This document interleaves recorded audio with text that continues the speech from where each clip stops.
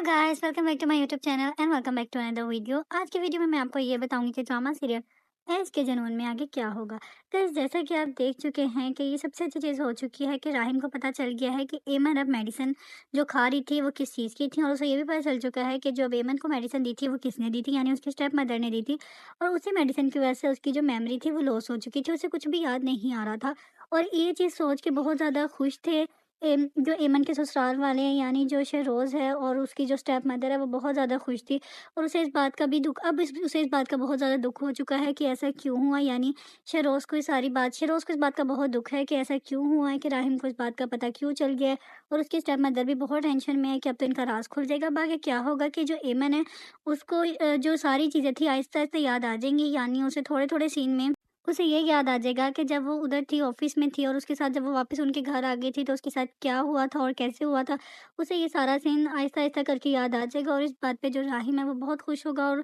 एमन को भी इस बात का एहसास हो जाएगा कि जो राहिम कहता था वो वाक़ई ठीक कहता था, यानी राहिम यहाँ पे गलत नहीं है। और अब क्या होगा कि जो शहरोज़ है और राहिम है वो आपस में एक-दूसरे के अगेंस्ट हो जाएँगे, यानी राहिम एमन के साथ मिलके शहरोज़ से बदला लेगा और उसकी माँ को भी इसकी सज़ा दी जाएगी, क्योंकि उसने भी तो एमन का गलत साथ दिया था। और अब एमन को मज़ीद समझ आ जाएगी कि उस इस घर में उसके साथ सिंसियर राहिम के अलावा कोई भी नहीं है। अब जो राहिम है वो इस बात पे बहुत खुश होगा और एमन का पूरा-पूरा साथ देगा कि अब हम इन घरवालों से लड़ेंगे। हो सकता है कि जब जो राहिम है वो अपनी माँ से, यानी अपनी स्टेप मदर से ज़्यादा ना लड़े और उसको यही शो करवाए कि उसे कुछ भी नहीं पता, लेकिन अब एमन मज़ीद मेडिसिन नहीं लेगी और अब ये लोग इसके खिलाफ ये जो केस ख़त्म हो चुका था, यानी ये साबित हो चुका था कि इसमें जो शरोज़ है वो गलत नहीं है, और अब इसको ये बात साबित करेंगे कि इसमें शरोज़ गलत था और उसने उस लड़की एमन के साथ बुरा किया था।